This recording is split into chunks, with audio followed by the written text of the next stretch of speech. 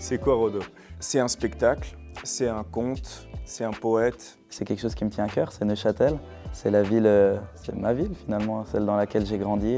L'histoire d'un jeune comte de Neuchâtel, Rodolphe de Neuchâtel. Le premier troubadour de langue allemande, c'est un passeur entre les cultures. Qui part aux croisades, qui va dormir sur le port de Marseille en attendant son bateau du lendemain matin. Pendant la nuit, il va entendre des jeunes gens chanter et dire de la poésie. C'est un rêve éveillé parce que c'est des personnages avec qui je vis depuis 10 ans. Et c'est surtout l'amour.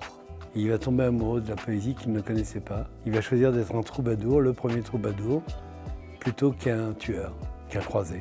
C'est une comédie musicale que personne ne doit louper. Mon personnage en 3 mots, c'est le petit frère de Rodolphe.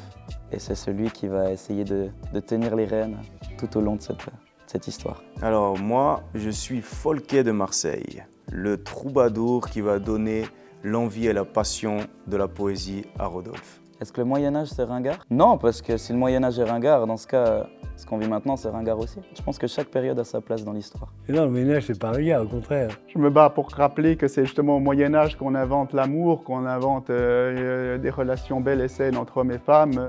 C'est une période de notre histoire qui est absolument ahurissante. C'est à la fois le début de la Renaissance, la fin de l'obscurantisme, puis la façon dont va naître l'art. Les troubadours, les ménestrels, les jongleurs, les acteurs, tous ces héritiers de l'Antiquité. Et finalement, même au milieu du Moyen-Âge, au milieu d'une période qui est d'une violence terrible, il reste quand même que la culture et l'art est le socle sur lequel se tiennent les hommes et les femmes.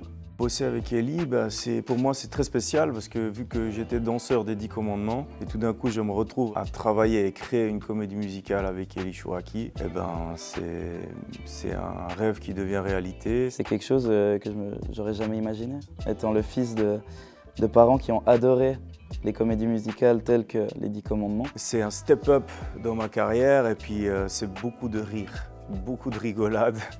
Mais c'est aussi un peu comme une espèce de masterclass avancée. John Howe, il fait des dessins pour créer des décors qui vont être vraiment l'essentiel du décor de Rodolphe. Et lui, il apporte justement tout cet univers. Voilà, lui, c'est l'illustrateur des œuvres de Tolkien. Il est fou de Moyen-Âge aussi, c'est aussi comme ça qu'on est devenus amis. À quoi s'attendre? Il y a l'histoire, il y a la comédie musicale, mais réellement, vous allez découvrir une vraie famille au sein de cette histoire. Parce que je pense que ça soit au XIIe siècle, ou maintenant au 21e, 22e.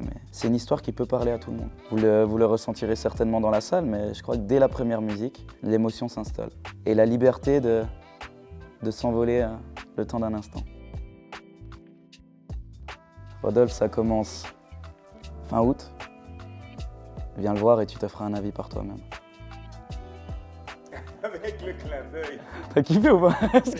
Il faut aller voir Rodolphe parce que on y met beaucoup de passion, d'amour, on va tout raconter. On va raconter notre époque à travers une autre époque, on va raconter notre histoire à travers l'histoire des autres. On va tout mélanger, on va mélanger tous les styles, tous les genres, tous les univers, visuels, musicaux, scéniques, et on va s'éclater complètement.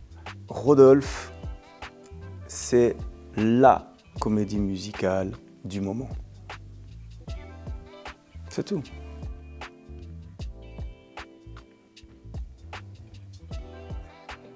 Passé. Rodolphe, c'est le 26 et 27 août au Théâtre du Passage à Neuchâtel.